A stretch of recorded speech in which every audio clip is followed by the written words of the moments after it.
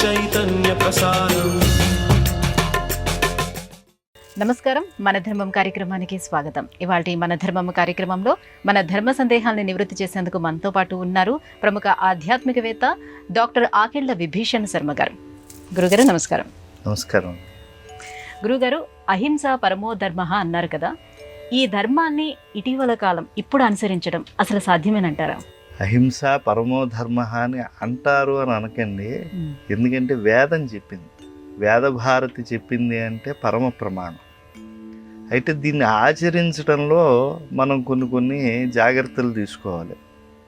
మాహింస్యాత్ సర్వభూతాని, ఏ ప్రాణిని కూడా మనం ఎట్టి పరిస్థితుల్లో ఇబ్బంది పెట్టకూడదు. పోతన గారు కూడా చెప్తారు కదా, దయయు సత్యంబు లోనుగా తలుపడేని కలుగనేటికి తల్లుల కడుపు చేటు అంటారు. తల్లి యవ్వనాన్ని పాడు చేయటానికి కాకపోతే అసలు ఇలాంటి మనుషులు ఎందుకు పడతారు, భూతదయ అనేటువంటిది లేకుండా అని అన్నారు. కాబట్టి ప్రతి మనుష్యుడైనటువంటి వాడు, ఉత్తమ నరజన్మ పొందినటువంటి వాడు దయాగుణం కలిగి ఉండాలి. మనకు ఎలా నిర్ణయించుకోవాలి అని అంటే, ప్రతి భూతము కూడా మనలాంటిదే అని అనుకుంటే అప్పుడు ఈ అహింస పరమో ధర్మ అనేటువంటి దాన్ని ఆచరించగలుగుతాం.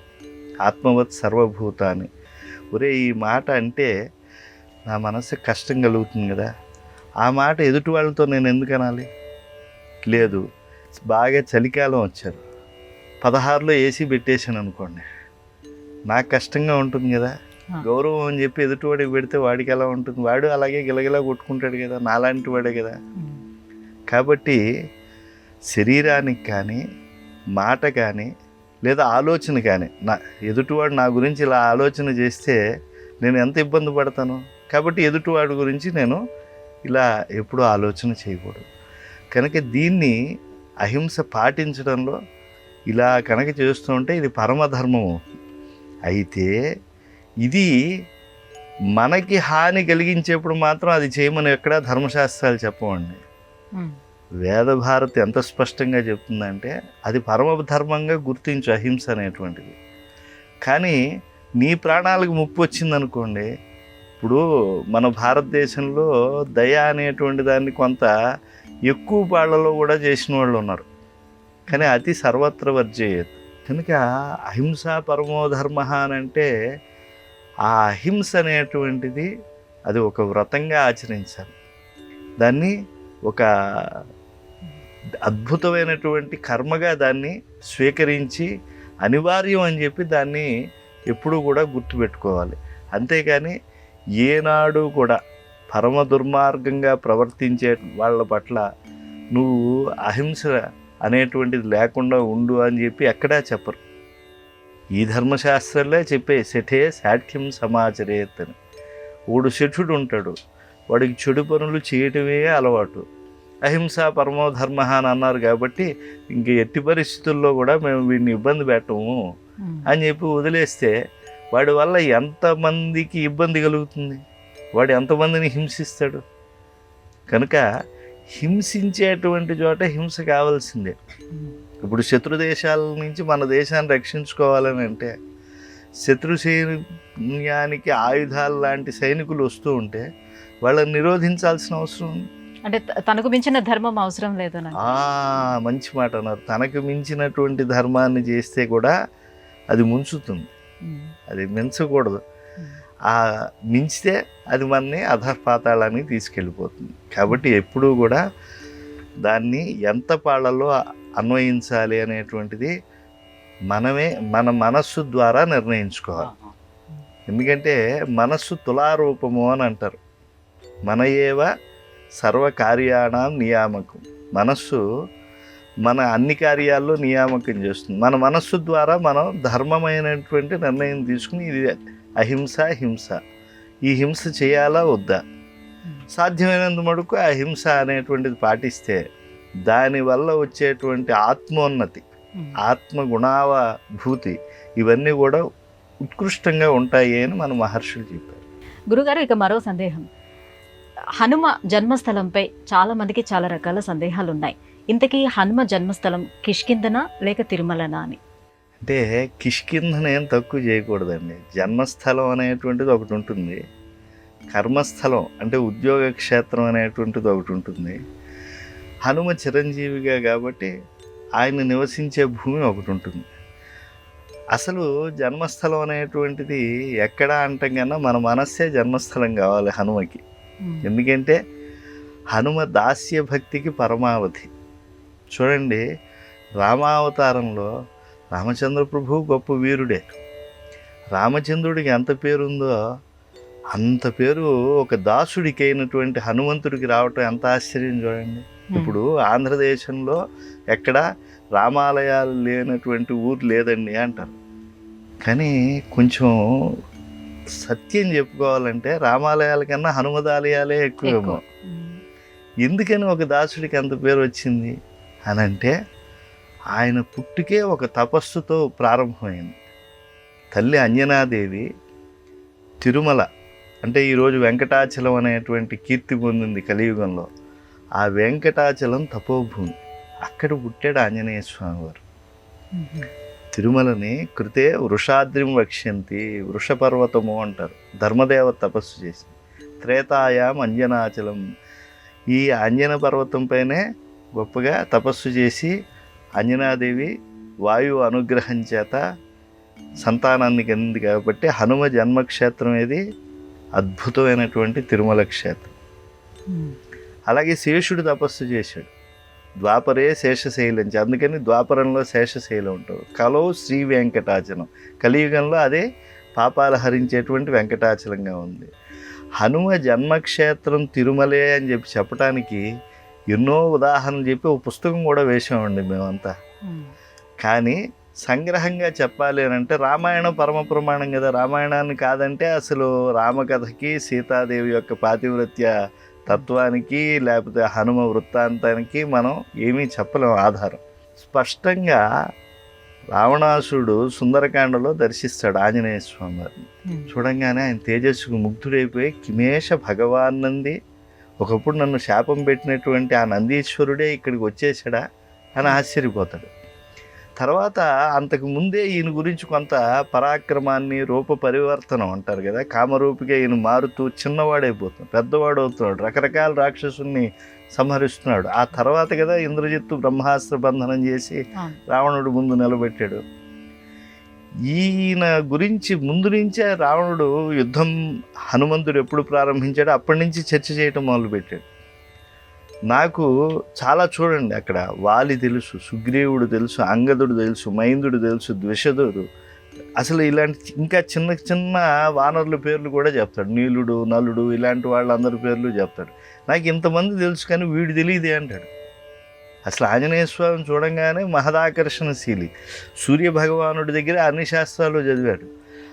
అంటే వాలికి రావణాసురుడికి యుద్ధం జరిగింది, అప్పుడేదో గర్వభంగం జరిగింది రావణాసుడి. తర్వాత వాళ్ళిద్దరికీ రాకపోకలు బాగా ఉండేది.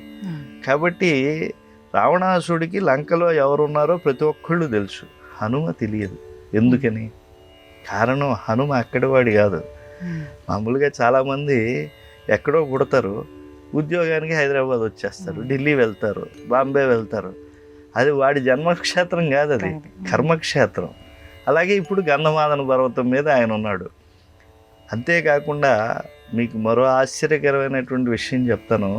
అనేక మంది కపివీరులను సీతాన్వేషణం కోసం సుగ్రీవ ప్రభువు పంపించేటప్పుడు, నువ్వు పారియాత్ర పర్వతానికి వెళ్ళు, నువ్వు పలానా హిమవన్నగానికి వెళ్ళు, అక్కడుండే కపివీరులను తీసుకురా, నువ్వు వెళ్ళి మేరు పర్వతం పైన ఉండేటువంటి మన కపివీరుల్ని, భల్లూరు వీరుల్ని పిలుచుకురా, మనం సీతాన్వేషణం చేయాలని సుగ్రీవాజ్ఞ ఎప్పుడైతే జారీ చేశాడో ఆ చెప్పినటువంటి రామాయణంలో ఉండేటువంటిదే చెప్తున్నాను నేను. ఆ పర్వతముల యొక్క పంక్తిని ఆయన వరుసగా చెబుతూ వెంకటాచలానికి వెళ్ళమన్నాడు. ఆయన దాన్ని ఎలా ఉచ్చరించాడు? ఆయన అంజనాద్రికి వెళ్ళండి అని. నేను హైదరాబాదులో ఉండి హైదరాబాద్కి వెళ్ళు అని అంటానా? నేను తిరుపతిలో ఉండి తిరుపతికి వెళ్ళు అని అంటానా? నేను శ్రీశైలంలో ఉండి శ్రీశైలానికి వెళ్ళు అని ఎవరన్నా అంటానా? అది కిష్కింధ, అంజనాద్రి కాదు, దూరంగా ఉంది. అక్కడికి మరి అలా కిష్కింధలో ఉండి ఆజ్ఞాపించినటువంటి సుగ్రీవుడి మాట ప్రమాణం కాదా? కావ్యం రామాయణం కోసం రామాయణం మహాకావ్యం. ఇది ప్రత్యక్షంగా చెప్పదు, మనం పట్టుకోవాలి దాంట్లో సారం ఎక్కడుంది అని. కనుక హనుమ జన్మక్షేత్రం నిర్వివాదంగా తిరుమల. దానికి భౌగోళిక ప్రమాణాలు, అలాగే పౌరాణిక ప్రమాణాలు, భగవంతుణ్ణి సాక్షాత్కరింపజేసుకున్నటువంటి వాగ్గేయకారులు ఉన్నారు. వాళ్ళు ఇప్పటి వాళ్ళు కావచ్చు, అన్నమాచార్యుల వారు 600 ఏళ్ళ వాళ్ళు కావచ్చు, మాతృశ్రీ తరుగుండ వెంగమాంబ గారు 17వ శతాబ్దానికి చెందినటువంటి కడపటి కాంతి దీపం పద్య రచనలు ఆవిడ కావచ్చు. వీళ్ళందరూ కూడా భగవంతుణ్ణి, పురంధరదాసు వీళ్ళంతా భగవంతుణ్ణి సాక్షాత్కరింపజేసుకుని సత్యాలు తెలుసుకుని రచన చేశారు. వాళ్ళందరూ కూడా వెంకటాచలం హనుమ జన్మభూమి అని చెప్పి స్పష్టంగా చెప్పిన తర్వాత మనం కాదండి అంటానికి మన స్థాయి ఎంత? ఏదో వాదాయ కేవలం అని చెప్పడమే కానీ హనుమంతుడి జన్మస్థలం ఉత్తర రామాయణంలో ఇంకా హనుమంతుడి వృత్తాంతాన్ని బాగా విస్తారంగా చర్చిస్తారు. అక్కడ సుమేరు శిఖరాచలహ అని అంటారు. సుమేరు పర్వతం పైన ఆయన పుట్టారు అని. అంటే మేరు పర్వత పుత్రుడు ఎవరు? సుమేరుడు.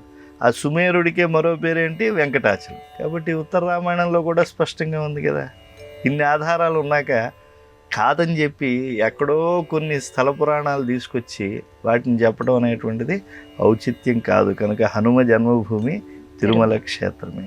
గురుగారు, ఏకాదశి వంటి తిథులలో లేదంటే ఏదైనా వ్రతాలు ఆచరించేటప్పుడు పర్వదినాల సమయాలలో ఉపవాసాలు చేస్తూ ఉంటారు. ఈ ఉపవాసాలు ఆచరించడం వల్ల కలిగే ఆరోగ్య ఆధ్యాత్మిక ప్రయోజనాలు ఏమిటి? మామూలుగా మహర్షులు కాలాన్ని బాగా దర్శించారండి. ఆ కాలంలో మనుష్యుడు పంచభూతాత్మకమైనటువంటి ప్రకృతిలో ఉంటాడు కనుక ఈ పాంచభౌతికమైనటువంటి వికారముల యొక్క ప్రభావానికి లోనవుతాడు. మీకు పృథ్వీ, అప్, తేజో, వాయు, ఆకాశములు తెలుగులో చెప్పుకుందాం. నింగి, నేల, నీరు, నిప్పు, గాలి. ఇవి బయట ఉన్నాయి, లోపల ఉన్నాయి. మన లోపల గాలి ఉంది, లేకపోతే అసలు మాటే రాదు లోపల నుంచి. నాభి నుంచి వచ్చినటువంటి మాట లేదా కంఠం ద్వారా వస్తూ ఉంటే అది బయటికి ముఖస్థంగా వస్తూ ఉంటే ఎదుటివాడికి భావ ప్రకటన అవుతుంది. కాబట్టి గాలి ఉంది. ఈ శరీర నిర్మాణం ఇదంతా కూడా దివ్యమైనటువంటి పృథ్వీ ద్వారా ఏర్పడినటువంటిదే. భూతత్వం ఉంది. అలాగే లోపల జలం కూడా ఉంటుంది. ప్రకృతిలో ఎలా అయితే ఎక్కువ శాతం జలం ఉందో అలాగే దేహంలో జలం ఉంది. మళ్ళీ తగ్గిపోతే ప్రమాదం, మళ్ళీ సెలైన్ గట్రా పెట్టి ఎక్కిస్తూ ఉంటారు. నీళ్లు ఉన్నాయి. తేజస్సు ఉంది. తేజస్సు లేకపోతే ప్రాణము వల్ల తేజస్సు ఉంటుంది. ప్రాణం వెళ్ళిపోతే ఉన్నటిదాకా సుబ్బారావు అంటే ఓ అని పలికినోడు ఈరోజు పలకట్లా, ఎందుకంటే అక్కడ తేజస్సు ఉంది. అలాగే అగ్ని ఉంది. మామూలుగా మేఘాల్లో అగ్ని ఉంటుంది, దాన్ని ఇరమ్మదాగ్ని అంటారు. సముద్రాల్లో అగ్ని ఉంటుంది, నీళ్ళలో నిప్పు, దాన్ని బడబాగ్ని అని అంటారు. అలాగే మనలో తిన్నది ఆహారం అరుగుతోంది కదా, దీన్ని జఠరాగ్ని అంటారు. కాబట్టి ఈ అగ్ని, జఠరాగ్ని మాంద్యత పొందుతుంది ఒక్కోసారి. అంటే ఈ పాంచభౌతిక ప్రకృతిలో వచ్చినటువంటి వికారాల వల్ల మన శరీరంలో ఉండేటువంటి ఇవి వికారాలను పొంది అరుగుదల ఇవన్నీ తగ్గుతాయి. మన ఆలోచన శక్తి ఇవన్నీ బాగా ఉండాలని అంటే మన శరీరంలో ఉండేటువంటి పాంచభౌతిక స్థితి కూడా సమానంగా ఉండాలి. కాబట్టి దశమికి ద్వాదశికి మధ్యలో ఉండే ఏకాదశిలో కనుక నిరాహారంగా ఉండటం, ద్వాదశి రోజున ఉదయమే బాగా చేసేయటం, ఆహారం గట్రా చేస్తే ఆ ఏకాదశి వ్రతం వల్ల ఆరోగ్య నియమం ఉంది. అంటే మనం ఋషులు చెప్పినటువంటి వ్రతాలు ఇవన్నీ ఉన్నాయి చూసారా, వీటిలో వైజ్ఞానికత కూడా ఉంది, పవిత్రత ఉంది, వైజ్ఞానికత ఉంది. కఠోరంగా ఉండకూడదు. ఎందుకంటే మేము చాలా బాగా ఉపవాసాలు అన్ని దీక్షలు చేస్తూ ఉన్నామండి, కానీ మా ఆరోగ్యం చెడిపోయిందండి. గర్భిణీ స్త్రీలు కానీ, వృద్ధులు కానీ, వ్యాధిగ్రస్తులు కానీ ఎక్కడా కూడా ఉపవాసాలు అవన్నీ ఆచరించమని చెప్పి ఎక్కడా ధర్మశాస్త్రాలు బలవంతంగా చెప్పలేదండి. వాళ్ళ ఆరోగ్యాన్ని అనుసరించి వాళ్ళు చేయాలి. ఇలా చేయటం వల్ల మన యొక్క మానసిక స్థితి, అంటే మనం ఎంతకాలం జీవిస్తామో అంతకాలం కూడా మనం చాలా ఉన్నతోన్నతమైనటువంటి భావాలతో చాలా దివ్యమైనటువంటి ఉత్సాహంతో అన్ని పనులు కూడా పరిపూర్ణం చేయటం జరుగుతుంది. గురుగారు, స్తోత్ర పారాయణలు చేయటం అనేది మన సనాతన ధర్మంలో ముఖ్యమైన ప్రక్రియ. ఈ స్తోత్ర పారాయణలు అలాగే నామజపాలు చేయటం వల్ల ఎలాంటి ఫలితాలు అనుగురుతాయి? స్తోత్రము అని అంటే గుణినిష్ట గుణాభిధానం స్తోత్రం. అంటే ఏకోదేవ సర్వభూతేషు గూఢ సర్వవ్యాపి సర్వభూతాంతరాత్మ. అంటే ఒకే పరమాత్మ అన్ని చోట్ల ఉన్నాడు. అంటే ఇప్పుడు మనం 33 కోట్ల దేవతలు అంటున్నాం. ఈ 33 కోట్ల దేవతల్లో ఎవడు ఎక్కువవాడు ఎవడు తక్కువవాడు కూడా సందేహం వస్తుంది మనకు అప్పుడప్పుడు. మనిషి అనేటువంటి వాడికి దిక్కుమాలిన సందేహాలు దేహం ఉన్నంతకాలం ఉంటాయి కదా, కాబట్టి అనుమానాలు వస్తూ ఉంటాయండి. కాబట్టి దేవతలు అందరూ గొప్పవాళ్ళే, ఎవరిని మనం తక్కువగా చూడకూడదు. ఒకే విద్యుత్ చూడండి, ఒక చోట దీపం అవుతుంది మనకు, ఒక చోట ధ్వని యంత్రం అవుతుంది, ఒక చోట మనం ఏదన్నా ద్రవ్యాన్ని మరగబెట్టుకోవడానికి వినియోగపడుతుంది. ఒక విద్యుత్తు ఎన్ని విధాలుగా అది మారుతుంది. అలాగే ఈ సరస్వతిగా ఉండేటువంటి, అంటే చదువులు ఇచ్చేటువంటి తల్లి కావచ్చు, లేదా అన్నం పెట్టేటువంటి అన్నపూర్ణ దేవత కావచ్చు, లేదా డబ్బులు ఇస్తే మనకి లక్ష్మీదేవత కావచ్చు. ఇలాగా మనం ఏదైతే చెప్తున్నామో ఆ ప్రతిమని ఆ ఫలం కోసం మనం స్తోత్రం చేస్తాం. అంటే దేవుడు ఒక్కడే అని చెప్తూ మళ్ళీ 3 దేవతలు మనకున్నారని ఎందుకు చెప్పడం అవుతుంది? అంటే ఏ ఫలం కోసం ఆ మూర్తిని ఆరాధిస్తున్నాం మనం. అంటే ఒక కర్మాగారంలో కొంతమంది ఉద్యోగులను తీసుకుంటారు, అందరికీ సమానమైన జీతమే. ఒకడేమో హాజరు బట్టిని చూస్తూ ఉంటారు, ఒకళ్ళు వచ్చినటువంటి వాళ్ళకి జీతం చెల్లింపు చేస్తూ ఉంటాడు, ఇంకోడు జీతం సరిగ్గా వాడు రాకపోతే కత్తిరిస్తూ ఉంటాడు. కాబట్టి వీళ్ళల్లో ఎవరు గొప్ప అంటే అందరూ గొప్పే. ఇంతమంది ఉండటం వల్ల కర్మాగారం నడుస్తూ ఉంటుంది. అలాగా భగవంతుడి రూపములు అనేక విధాలుగా ఉన్న నదీనాం సాగరోగతి, నదులన్నీ ఎక్కడికి వెళ్తున్నాయండి? సముద్రంలోకి వెళ్తుంది.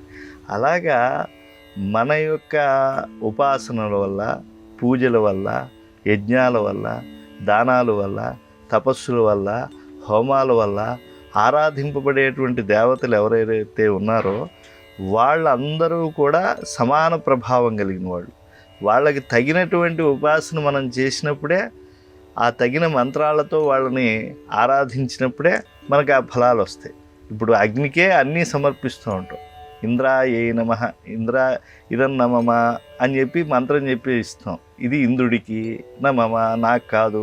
అలాగే వరుణాయే నమః, ఇదం నమమ, ఇది వరుణుడికి వెళ్ళుగాక అని చెప్పినప్పుడు ఈ అగ్ని అనేటువంటి వాడు వాళ్ళకి బట్టవాడా చేసి వస్తాడు.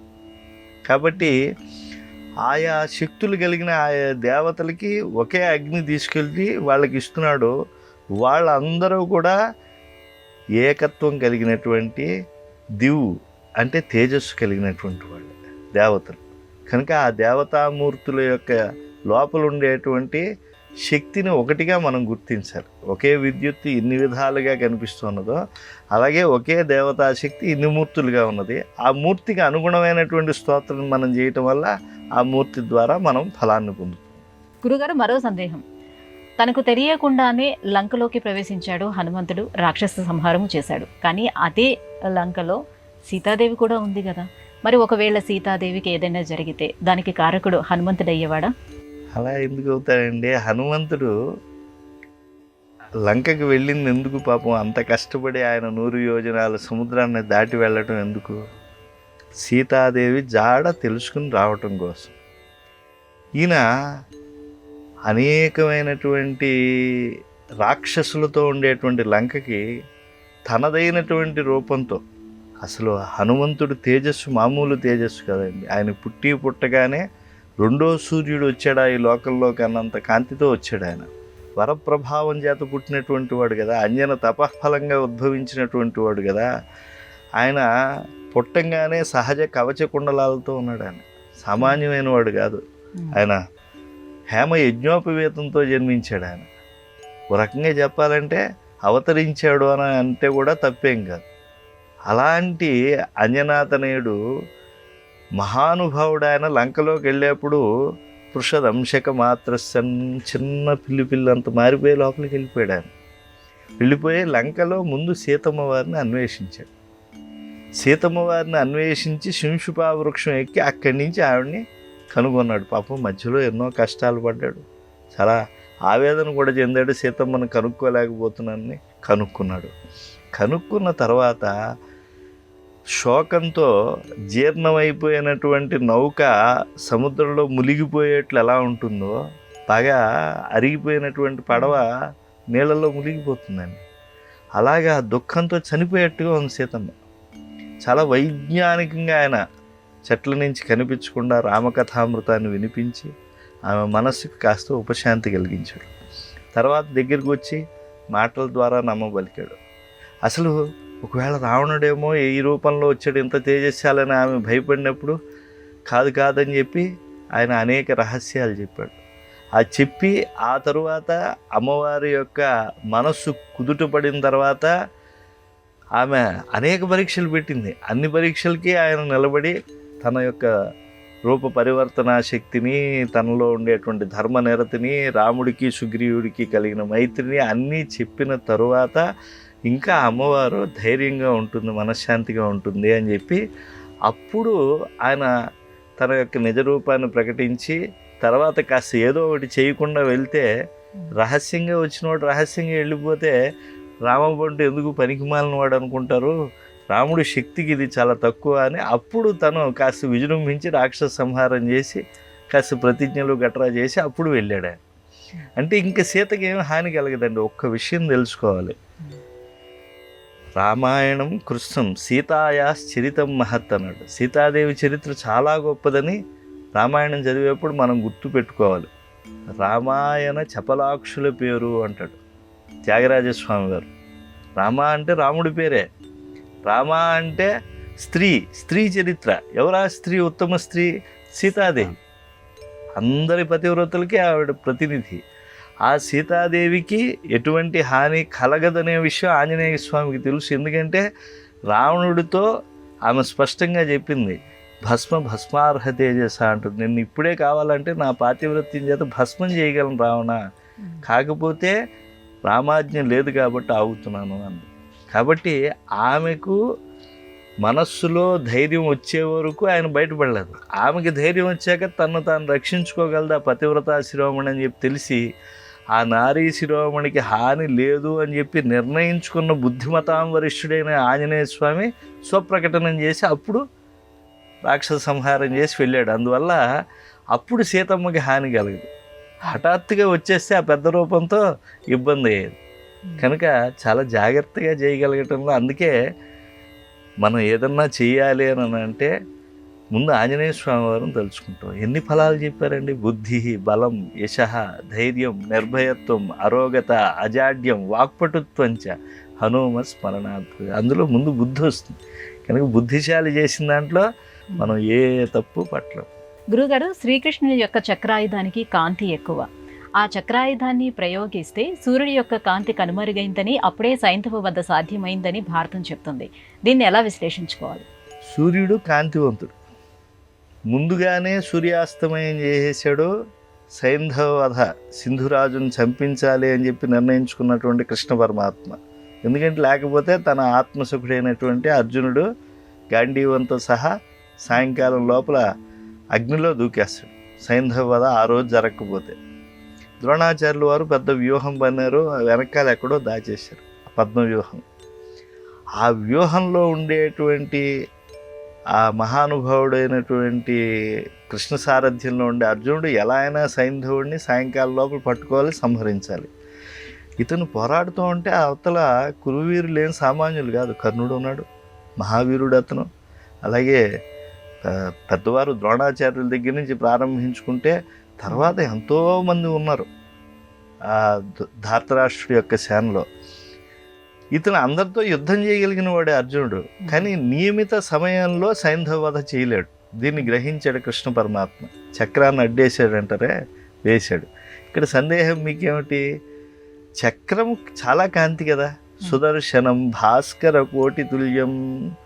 పరమాత్మ యొక్క చేతిలో, కృష్ణ ప్రభు యొక్క చేతిలో ఉండేది సుదర్శనం, కోటి సూర్య ప్రభాభాసమానమైంది. అలాగే మధ్యాహ్నకాల సూర్యుడు ఉండగానే ఆయన కొట్టేశాడు. అంటే సావిత్రి శక్తితో సూర్యుడు ఉండగానే సాయంకాలం చేశాడు. మరి ఇక్కడ ఇంత కోటి సూర్య ప్రభాభాసమానమైన కాంతి కలిగిన సుదర్శన చక్రాన్ని పైకి పంపిస్తే దీనికి కాంతి ఉంది, దానికి కాంతి ఉంది. మరి చీకటి ఎలా అయింది? ఎందుకు భ్రాంతి పడ్డారు? ఎందుకు ఎగతాళి చేయటానికి వెనకాల దాంకున్నటువంటి సైంధవుడు అర్జునుడి ముందుకు వచ్చేసాడు? అప్పుడు ఎలాగా మళ్ళా మధ్యాహ్నం అయిపోయింది, ఎలా సైంధవ వధ జరిగింది? కాంతులు అంత కాంతులు ఉండగా చీకటి ఎలా అయింది? ఇది కదా ప్రశ్న. అంటే ఒక్కసారి మీరు మధ్యాహ్నకాల సూర్యుడిని అలా కళ్ళతో చూడండి. పొద్దున్న సాయంకాలం చూడటం కాదు, మధ్యాహ్నకాలం సూర్యుడిని ఒకసారి చూడండి, కళ్ళు చీకటిగా అయిపోతాయి కదా. కళ్ళు ఒక్కసారి బయర్లు కమ్మేయండి అంటారు, చీకట్లు అవుతాయి కదా. మరి కోటి సూర్యుల కాంతి కలిగినటువంటి సుదర్శనుడి చక్రం అక్కడ విజృంభించి ఉంటే, ఓ పక్క అప్పటికే సావిత్రి శక్తితో సూర్యుడు ఇంకా ఉండి ఉండగానే ఆయన సరస్వతీ శక్తి ఇంకా మారలా, గాయత్రి శక్తి నుంచి సావిత్రి శక్తిలో ఉన్నాడు. ఆ ఉండంగా అతను ఇంకా సరస్వతిగా మారుతున్నాడు అనేటువంటి సమయంలోనే సుదర్శన చక్ర ప్రయోగం జరిగింది. కనుక ఆ మధ్యాహ్నకాల సూర్యప్రభావం తగ్గకముందే ఈ ప్రభావం కూడా వెళ్ళటం వల్ల వచ్చినటువంటి అమోఘమైనటువంటి కాంతి వైభవంలో అందరూ కూడా చీకట్లు అయిపోయాయని అనుకున్నారు. అప్పుడు వెంటనే సైంధవ వధ చేశారు. కాబట్టి ఇలా వైజ్ఞానికంగా సమన్వయించుకోవాలి. మహర్షులు అన్నీ ప్రత్యక్షంగా చెప్పారండి. పరోక్ష ప్రియాయ వహి దేవా. ఏదైనా అంది అందకుండా ఉంటేనే ఉత్సాహంగా ఉంటుంది. ధర్మ సందేహాలు రావాలి. వచ్చినప్పుడే మనకి ఉపవాసం చేసిన తర్వాత బాగా ఆకలేసి ఇంకొంచెం 2 ముద్దలు ఎక్కువ తింటారే, అలాగా ఈ ధర్మ సందేహాల వల్ల మనకి ఇంకా కృష్ణ భక్తి పట్ల భక్తి పెరుగుతుంది. గురుగారు, ఇవాళ మన ధర్మం కార్యక్రమంలో మాకు వచ్చినటువంటి ఈ ధర్మ సందేహాలన్నీ నివృత్తి చేసినందుకు ధన్యవాదాలండి. ఇది ఇవాళ మన ధర్మం కార్యక్రమం. రేపటి మన ధర్మం కార్యక్రమంలో మళ్ళీ కలుసుకుందాం. నమస్కారం. ఈ కార్యక్రమాన్ని తిరిగి చూడాలనుకుంటే www.youtube.com/@ETV Life Spiritual లో చూడవచ్చు.